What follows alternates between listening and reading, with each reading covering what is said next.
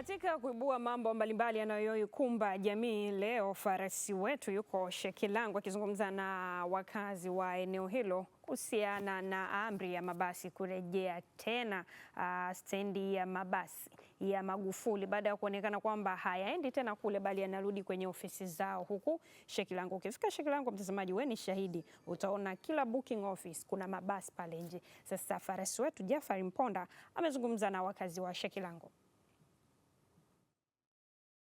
Asante wenzangu, studio ni katika eneo la Shekilango. Hapa kunako ofisi za mabasi mbalimbali ambayo yanafanya safari zake ndani ya jiji hili la kutoka ndani ya jiji la Dar es Salaam na kuelekea nje ya jiji hili la Dar es Salaam na nje ya nchi pia, ambapo niko hapa kufuatia mkuu wa mkoa wa Dar es Salaam Mheshimiwa Albert Chalamila kutoa muda wa siku 7 kuanzia Agosti 11 hadi Agosti 17 kwa mabasi yote ya abiria ya mkoani na nchi jirani yasiyokuwa na vibali vya kupaki nje ya kituo cha mabasi cha Magufuli kurejea haraka kutumia kituo hicho, huku akitaka LATRA kutotoa tena vibali vya mabasi kupaki nje ya kituo cha mabasi cha Magufuli.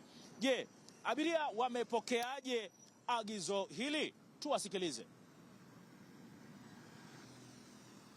Ndio, jina lako nani bwana? Mimi naitwa Bwana Shabani na ni mkazi wa Tabata. Okay.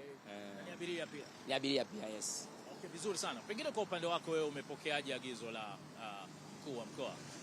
Agizo la mkuu wa mkoa mimi nimelipokea vizuri, ingawa sio vizuri sana. Sio vizuri sana kwa sababu gani unajua? Mimi mfano labda naishi sehemu moja huko anapaita Chanika huko anapaita Kisemvule huko. Natakiwa niwahi Mbezi Magufuli, labda nimekata tiketi na basi niondoka pale saa 12 asubuhi.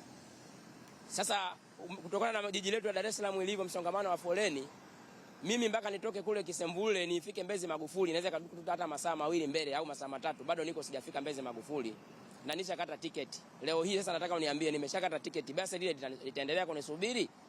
Kwa hiyo serikali ile jambo kikweli, mheshimiwa mkuu wa mkoa akae na kamati yake alitafakari vizuri. Ili jambo kiukweli lazima alitafakari na kulitafakari, ila kuwe na utaratibu.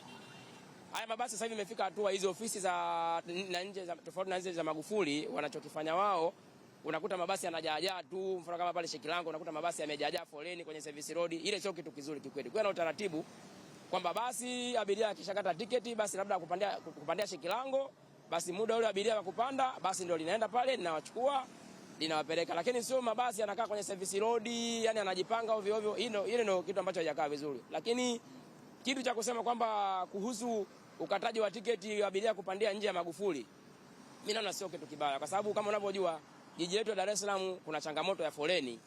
Mimi nakwambia mfano kama mimi sasa hivi mimi nakaa Tabata. Sasa niambie na mimi na Tabata hapo labda nimekata tiketi natakiwa nikapandia Magufuli. Basi wallahi shehe unavyokuambia naweza nikakutana sehemu jamu ambayo inaweza kachukua hata masaa 3. Kwa hiyo nakuta muda umefika basi lishaondoka. Ni uwekezaji mkubwa sana umefanywa katika kituo cha mabasi yaendayo mikoani na nje ya nchi Magufuli. Hili nalo unalifikiriaje?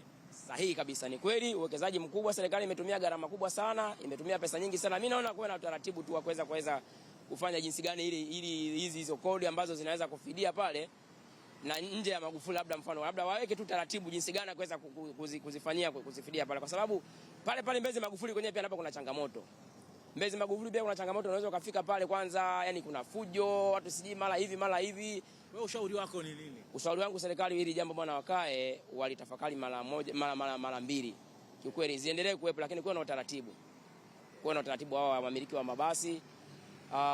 Kusiwe kwamba mfano kama pale Shekilango nakuta mabasi yamejipanga kwenye service road, unafikiri ndo hapa Shekilango mabasi yamejipanga kwenye service road. Yani ni mpangilio ambao naweza nikasema hapana ise. Lazima tafakari shehe wangu. Shukrani sana. Shukrani sana mwandishi.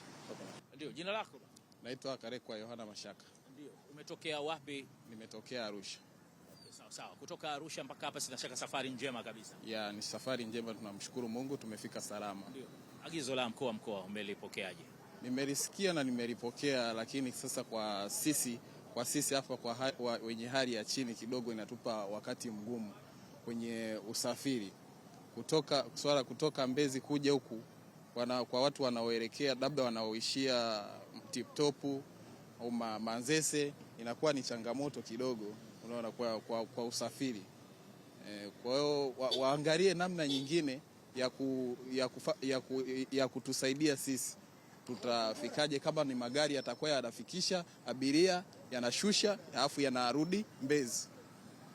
Hapo kidogo itakuwa afadhali, imetusaidia kwa sisi. Wengine unakuta ni wageni sio wenyeji kwa Dar es Salaam, unaona, watakuwa wamewasaidia pia. Asante. Ndio kaka. Nashukuru. Jina lako nani? Naitwa Eustaki Moshi. Ndio. Unatokea wapi? Natoka mkoa wa Kilimanjaro. Ndio. Vipi za safari kwa ujumla? Safari ni nzuri. Sawa sawa. Tumesafiri vizuri, nimekuja na Osaka. Ndio. Lakini kuna habari ambazo tulisikia tu kwenye redio, kwenye vyombo vya habari kwamba vituo vya mabasi ambavyo viko sajiliwa huku Shekilango vinaondolewa vyote.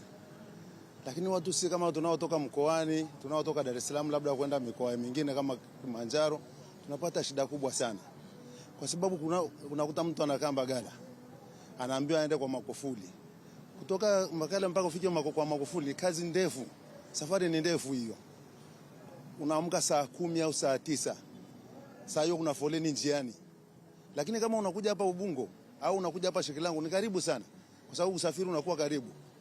Lakini ukiambia uende mpaka Shekilango itakuwa ni muda mrefu, na ukifika kule unakuta watu ni wengi, na pia hizi bajaji zikitumika pale kwa Magufuli zitaleta shida kubwa. Zitaleta shida kubwa kwa sababu zitakuwa na foleni njiani. Na abiria watakuwa na fujo kwa sababu watakuwa nakimbiza abiria kupokea abiria wale kuingiza kwenye bajaji. Watapoteza mizigo yao. Lakini kama unatoka nyumbani unakuja unapanda daladala unafika Shekilango, unapata usafiri mwingine, unaingia kwenye basi tu, hakuna fujo, hakuna shida yoyote. Kwa hiyo tungeomba tu vituo vibaki kuendelea kuwa hivyo hivyo, na jambo lingine kwamba walivyosema kuna magari ambayo tayari yamesajiliwa pia ataleta mkongamano, kwa sababu itaonekana kuna watu ambao wanaonekana wao ni bora kuliko wengine. Kwa hiyo tungeomba tu hilo swala mkuu wa mkoa asitishe kwanza, wajipange vizuri. Asante.